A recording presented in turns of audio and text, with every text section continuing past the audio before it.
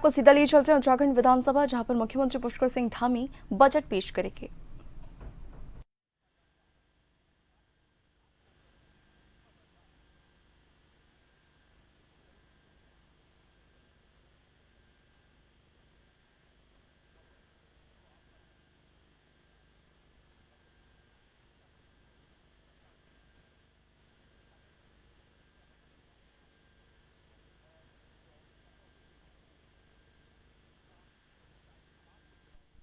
अमर बलिदानियों को श्रद्धांजलि अर्पित करता हूं और सभी आंदोलनकारियों को श्रद्धापूर्वक नमन करता हूं। साथ ही देश के लिए अपना सर्वस्व बलिदान करने वाले वीर सैनिकों को मैं अपनी भावांजलि अर्पित करता हूं। मैं पूर्व प्रधानमंत्री भारत रत्न परम श्रद्धेय स्वर्गीय अटल बिहारी वाजपेयी जी को संपूर्ण सदन की ओर से नमन करता हूं, जिन्होंने हम सभी का उत्तराखंड के स्थापना का स्वप्न साकार किया और विशेष औद्योगिक पैकेज देकर राज्य की नींव को मजबूती प्रदान की।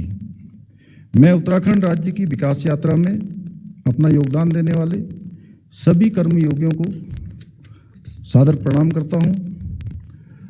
आदरणीय प्रधानमंत्री जी के आशीर्वाद और डबल इंजन सरकार की प्रतिबद्धता से राष्ट्रीय महत्व की अनेक परियोजनाएं उत्तराखंड में गतिमान हैं।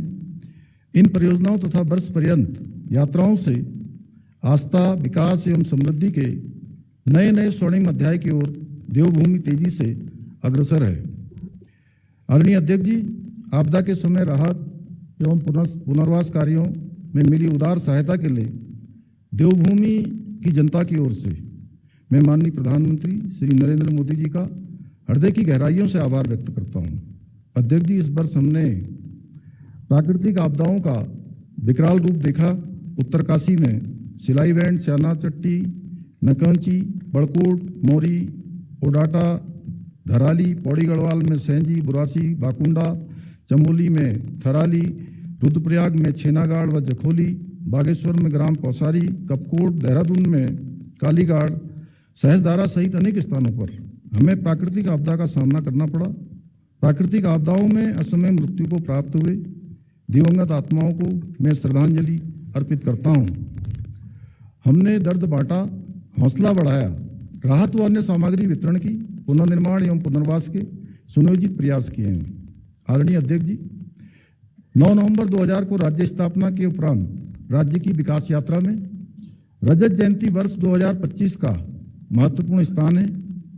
रजत जयंती समारोह के अवसर पर माननीय राष्ट्रपति जी के संबोधन के साथ विधानसभा का विशेष सत्र आहूत किया गया, जिसमें राज्य की प्रगति एवं विकास के रोड मैप के संबंध में विशेष चर्चा हुई।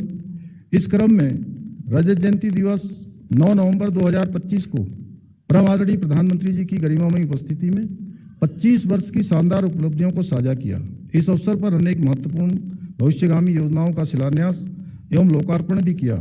प्राकृतिक आपदाओं और आर्थिक चुनौतियों के बीच भी पिछले 25 वर्षों में हमने मातृशक्ति, युवा शक्ति, कर्मठ अन्नदाता एवं उद्यमों की सक्रिय सहभागिता से विकास, सुशासन और जनकल्याण के मानक स्थापित किए। जेल गए अथवा राज्य आंदोलन के दौरान घायल हुए आंदोलनकारियों की पेंशन प्रतिमाह रुपये 6000 से बढ़ाकर 7000 तथा जेल या घायल श्रेणी से भिन्न अन्य राज्य आंदोलनकारियों की पेंशन प्रतिमाह 4500 से बढ़ाकर 5500 किया जा चुका है। अध्यक्ष जी, हमारे कार्यकाल में अनेक ऐसी उपलब्धियां हैं जो प्रदेश के इतिहास में पहली बार दर्ज हुई हैं। मैं सम्मानित सदन के समक्ष कुछ उपलब्धियों को प्रस्तुत कर रहा हूं। प्रदेश की जनता से किए गए वायदों को पूर्ण करते हुए 27 जनवरी 2025 को पहली बार समान नागरिक संहिता यूसीसी को लागू किया गया। पहली बार सख्त नकल विरोधी कानून लागू करने वाला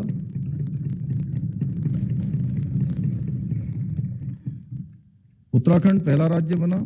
पहली बार अल्पसंख्यक शिक्षा अधिनियम 2025 प्रख्यापित किया है। इसी क्रम में दिनांक 1 जुलाई 2026 से उत्तराखंड मदरसा बोर्ड समाप्त हुआ। पहली बार शीतकालीन यात्रा द्वारा वर्ष पर्यंत पर्यटन के विस्तार को नया आयाम दिया गया। पहली बार अवैध निर्माणों को चिन्हित करते हुए सरकारी जमीनों को अतिक्रमण से मुक्त कराने की कार्रवाई बड़े पैमाने पर हो रही है। पहली बार व्यापक पैमाने पर पौराणिक मंदिरों का सौंदर्यीकरण और विकास हो रहा है। पहली बार स्पिरिचुअल इकोनॉमिक जोन के विकास के लिए सुनियोजित प्रयास किए जा रहे हैं। पहली बार हाई एल्टीट्यूड अल्ट्रा मैराथन आयोजित की गई। पहली बार उत्तराखंड सकल पर्यावरणीय उत्पाद सूचकांक लॉन्च जीएपी करने वाला देश का पहला राज्य बना। पहली बार नीति आयोग द्वारा जारी सतत विकास लक्ष्य इंडेक्स में सर्वाधिक अंक प्राप्त करने वाला उत्तराखंड ने देश में शीर्ष स्थान हासिल किया।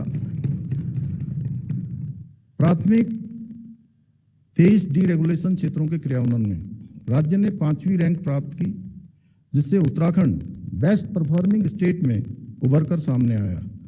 Logistic ease of across different state leaders 2024 में राज्य को टॉप अचीवर श्रेणी में मान्यता मिली, जो प्रदेश में लॉजिस्टिक नेटवर्क एवं कनेक्टिविटी को सुदृढ़ करने के लिए लागू सुधारों को सकारात्मक परिणाम है। नीति आयोग के एक्सपोर्ट प्रिपेरेडनेस इंडेक्स ईपीआई 2024 में छोटे राज्यों की श्रेणी में उत्तराखंड प्रथम रैंक पर रहा, जो निर्यात संवर्धन प्रयासों की सफलता तथा वैश्विक प्रतिस्पर्धा में वृद्धि को दर्शाता है। उत्तराखंड नागरिक उड्डयन विकास प्राधिकरण यूकाडा को मिनिस्ट्री ऑफ सिविल एविएशन द्वारा एविएशन इकोसिस्टम को प्रोत्साहित करने हेतु सर्वश्रेष्ठ राज्य का पुरस्कार प्रदान किया गया। बेस्ट विज्ञान और नवाचार केंद्र तथा ऑडिटोरियम और संस्कृति केंद्र की स्थापना सुदृढ़ीकरण में लगभग सैचुरेशन की स्थिति को प्राप्त कर लिया गया है। आदरणीय प्रधानमंत्री श्री नरेंद्र मोदी जी के मार्गदर्शन में इस दशक को उत्तराखंड का दशक बनाने के लिए हमारी सरकार द्वारा अनेक संकल्प पूरे किए जा चुके हैं। हम संकल्प से सिद्धि की ओर निरंतर अग्रसर हैं। उत्तराखंड को एक समृद्ध एवं सुरक्षित राज्य के रूप में स्थापित करना हमारा विकल्प रहित संकल्प है। अध्यक्ष जी, हम इस संकल्प के जनादेश मानते हुए होलिस्टिक अप्रोच के साथ काम कर रहे हैं। हम समग्र विकास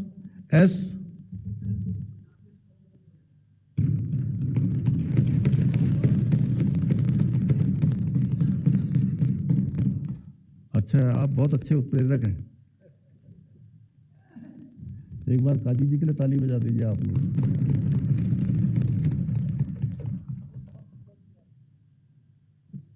अध्यक्ष जी, हम इस संकल्प को जनादेश मानते हुए होलिस्टिक अप्रोच के साथ काम कर रहे हैं। हम समग्र विकास एस, आत्मनिर्भरता ए, नवाचार एन, कौशल विकास के, अवसंरचना विकास ए, लोक सहभागिता एल, पारदर्शिता पी को मार्गदर्शक सिद्धांत मानकर विकल्प रहित संकल्प को पूर्ण करने की दिशा में सुनियोजित ढंग से आगे बढ़ रहे हैं। माननीय अध्यक्ष जी, यह बजट हमारी सरकार की दृष्टि और रणनीति की निरंतरता को दर्शाता है। हमने पिछले बजट भाषणों में गरीब, युवा और योजनाओं को समुचित बजट प्रावधान किए, इस तथ्य का विशेष ध्यान रखा गया कि बजट संतुलित हो।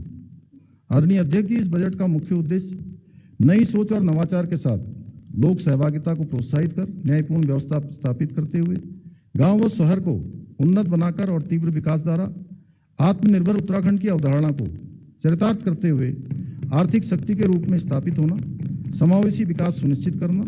अध्यक्ष जी, इसी सोच के साथ इस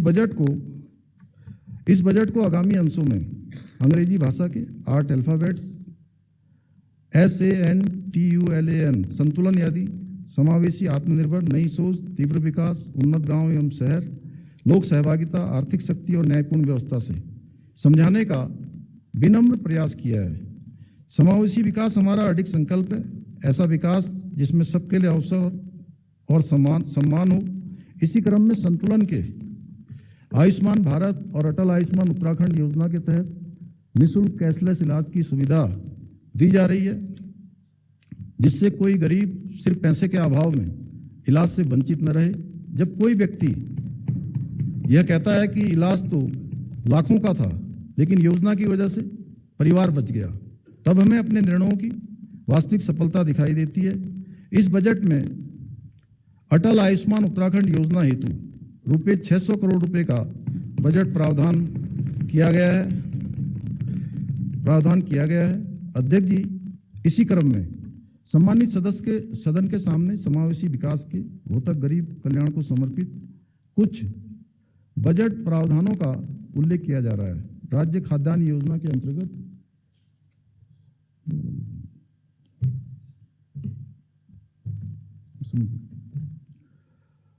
राज्य खाद्यान्न योजना के अंतर्गत रुपये 25 करोड़ प्रधानमंत्री आवास योजना हेतु समग्र रूप से लगभग 298 करोड़ 45 लाख प्रधानमंत्री आवास योजना हेतु समग्र रूप से लगभग 56 करोड़ रुपए ईडब्ल्यूएस आवास हेतु अनुदानों के अंतर्गत 25 करोड़ रुपए परिवहन निगम की बसों में निर्धारित श्रेणी के यात्रियों हेतु निःशुल्क यात्रा की सुविधा हेतु 42 करोड़ रुपए का बजट प्रावधान किया गया है।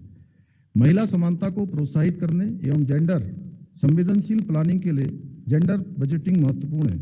वित्तीय वर्ष 2025-26 में जेंडर बजट में रुपये 16,961 करोड़ 32 लाख का प्रावधान किया गया था। इस वर्ष जेंडर बजटिंग में 19,692 करोड़ 2 लाख का बजट प्रावधान किया जा रहा है। सक्षम आंगनबाड़ी एंड पोषण 2.0 योजना के अंतर्गत 6 माह से 2 वर्ष के लगभग 7,33,000 लाभार्थियों को अनुपूरक पोषाहार आंगनबाड़ी केंद्रों के माध्यम से उपलब्ध कराया जा रहा है। वित्तीय वर्ष 2026-27 में इस योजना हेतु समग्र रूप से लगभग रुपये 598 करोड़ 33 लाख का बजट प्रावधान किया जा रहा है। महिलाओं एवं बच्चों के पोषण में स्तर में अधिक सुधार करने तथा पोषण संबंधी जागरूकता जन जन तक पहुंचाने हेतु प्रधानमंत्री पोषण मिशन हेतु समग्र रूप से लगभग रुपये 149 करोड़ 45 लाख का बजट प्रावधान किया जा रहा है। राज्य में प्रसूता के लिए ईजा बोई सगुन योजना हेतु समग्र रूप से लगभग रुपये 14 करोड़ 13 लाख का बजट प्रावधान किया जा रहा है।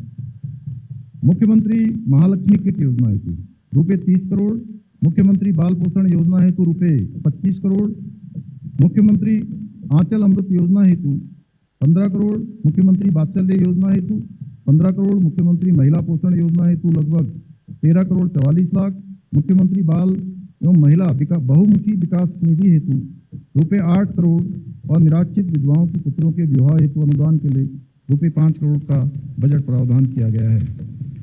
अध्यक्ष जी, समावेशी विकास के दृष्टिकोण से चिकित्सा एवं स्वास्थ्य पर किया गया निवेश भी महत्वपूर्ण है। इस दृष्टि से चिकित्सा एवं स्वास्थ्य अवसंरचना का विकास किया जा रहा है। इस क्रम में बागेश्वर में जिला चिकित्सालय, देहरादून में उप चिकित्सालय, डोईवाला उप चिकित्सालय, प्रेमनगर सामुदायिक स्वास्थ्य केंद्र बालावाला, उत्तरकाशी में उप जिला चिकित्सालय भटवाड़ी, हरिद्वार में उप जिला चिकित्सालय भगवानपुर, अल्मोड़ा में उप जिला चिकित्सालय चौखुटिया, पौड़ी गढ़वाल में सामुदायिक स्वास्थ्य केंद्र दुगड्डा, टेहड़ी गढ़वाल में सामुदायिक स्वास्थ्य केंद्र पिलखी तथा नैनीताल में मल्टी स्पेशलिटी सुपर स्पेशलिटी अस्पताल भवाली सहित अनेक योजनाओं पर कार्रवाई गतिमान है।